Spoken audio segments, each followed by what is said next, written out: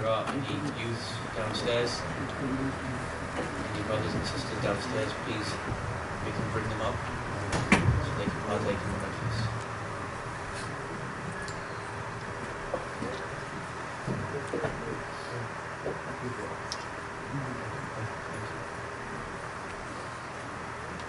All of those shuhada that have fallen in the love of Hussain ibn Ali alayhi salam, let us recite Surah al-Fatiha for them.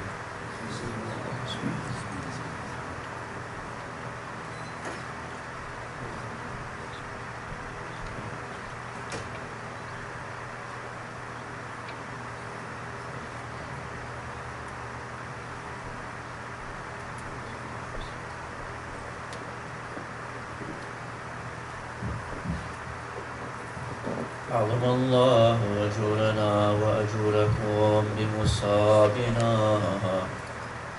بأبي الأحرار سيد الشهداء أبي عبد الله الحسين وجعلنا من المنتظمين بمصابهم مع إمام منصور من آل محمد.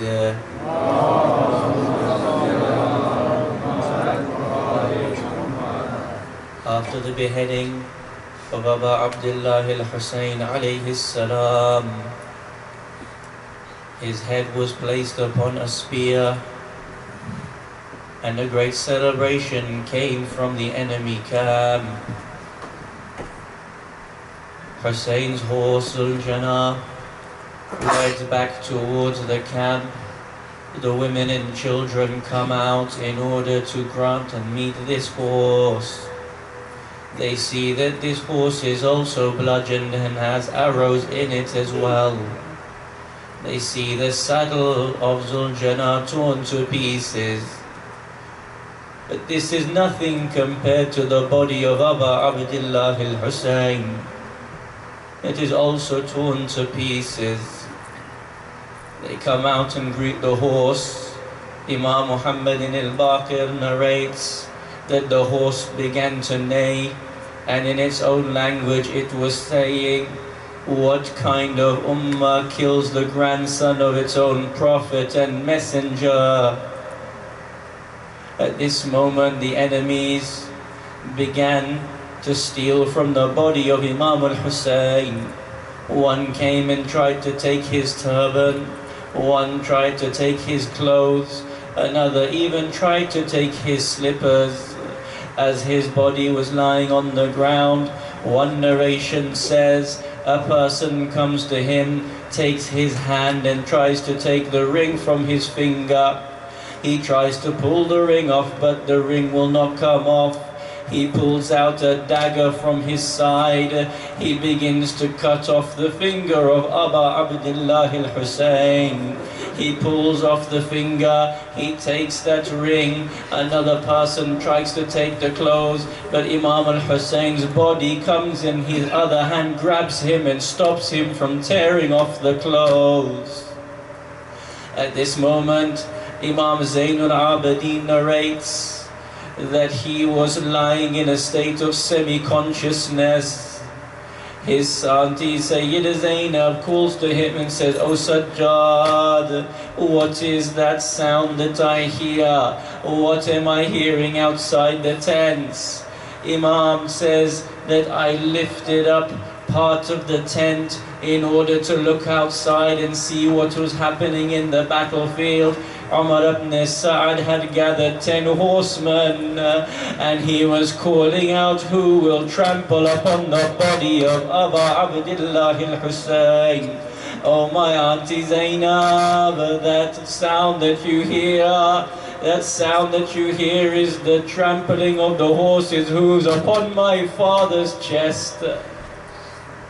The hadith says that the way in which Imam al-Hussain alayhi salam's chest was trampled upon, it was like kneading bread.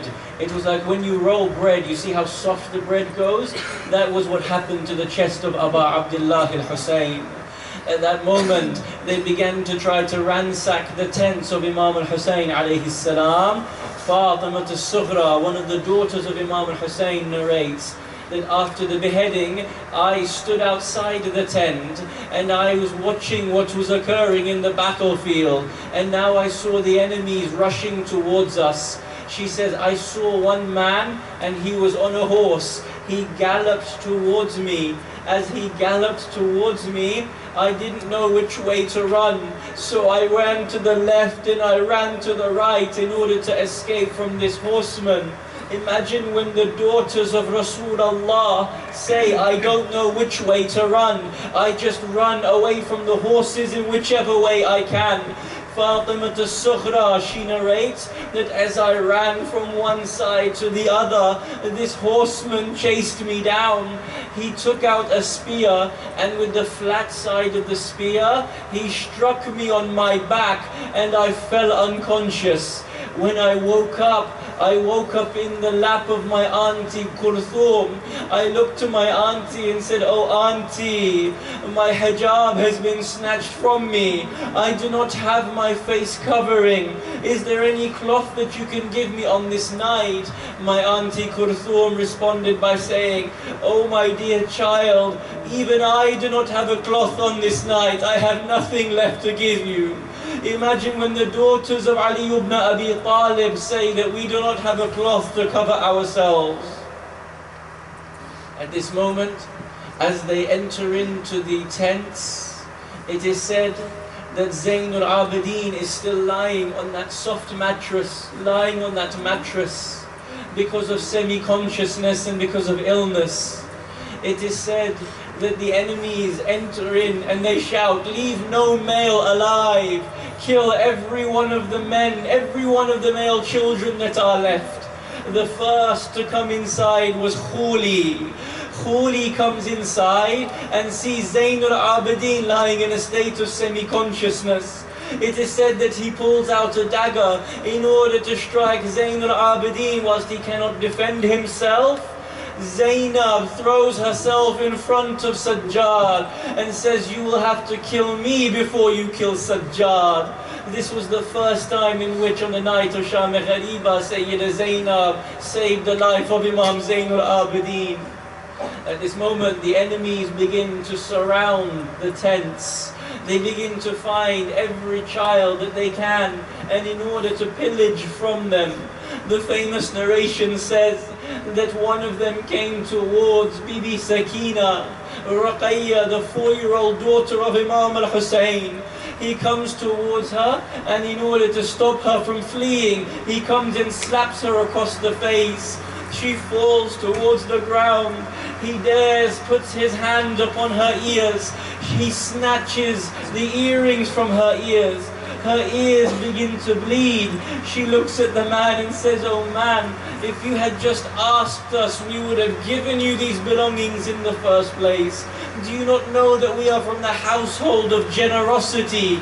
All you have to do is ask us and we would have given to you.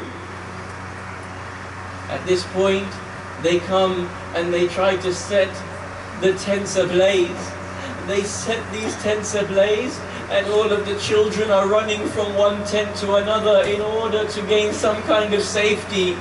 As they go from tent to tent, the narrations say that their clothes are caught on fire and they have to use the sand of Kerbala to put their fire out.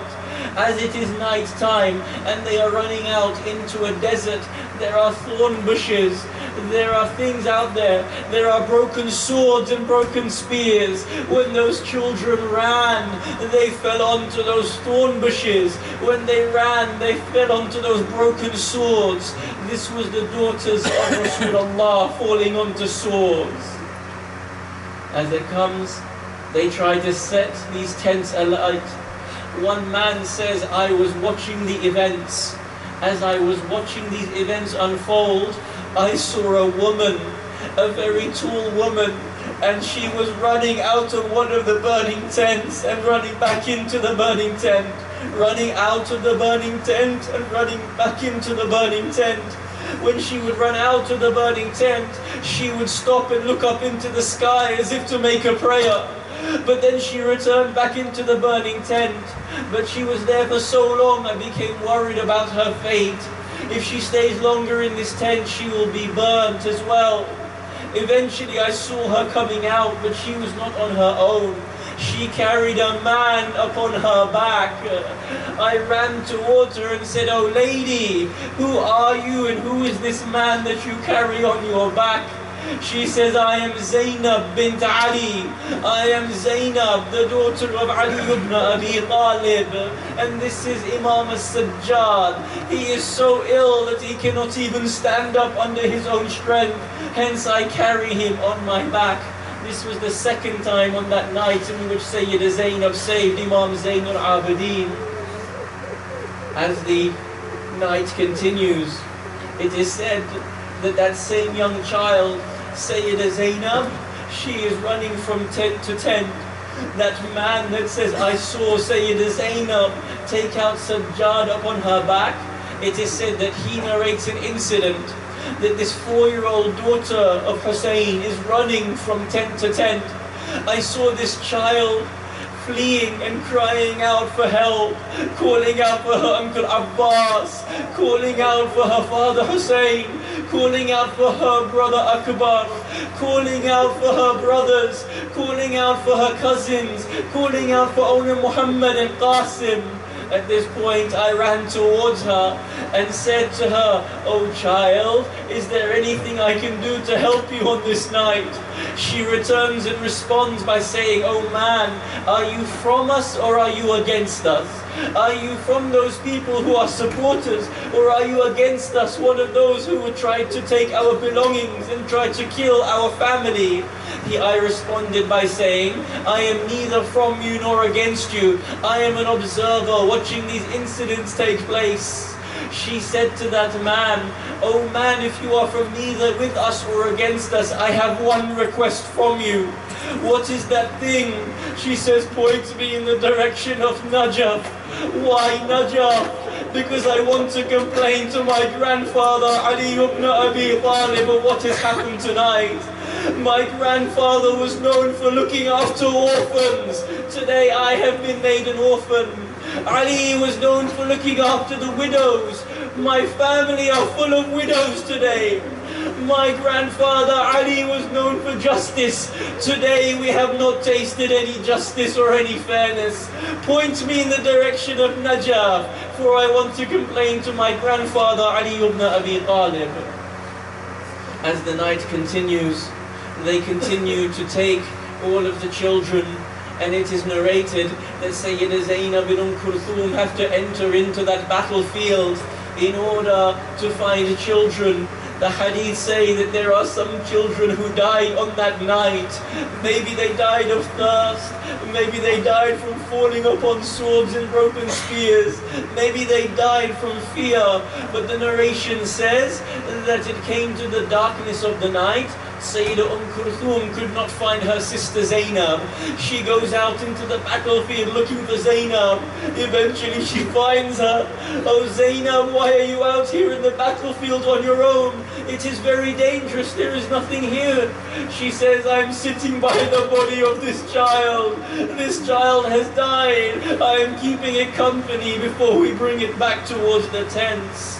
Imam al-Mahdi alayhi salam narrates in his Ziyarat al-Nahiya that as the bodies of Hussain and as the bodies of the Shuhada were killed, they were left unburied, to the extent that even the wild beasts came towards those bodies, those blessed bodies that were to be attacked by the wolves. It is said that eventually Sayyida Zainab brings the children back towards her, back towards the smouldering tents, and eventually she manages to put them to sleep. As she does, it is said that she performs her Salat al-Layl upon this night. It is said that she performs her Salat al-Layl on this night. We don't know as to whether she performed it with wudu or tayammum, but Imam al-Sajjad comes towards her and says, "Oh my auntie Zainab, why are you praying your Salat al-Layl sitting?" She says, "My knees are exhausted. I do not have any strength left in these bones. Hence I pray sitting down towards my Lord." As she begins to gather those children and make them quiet, they eventually get to sleep.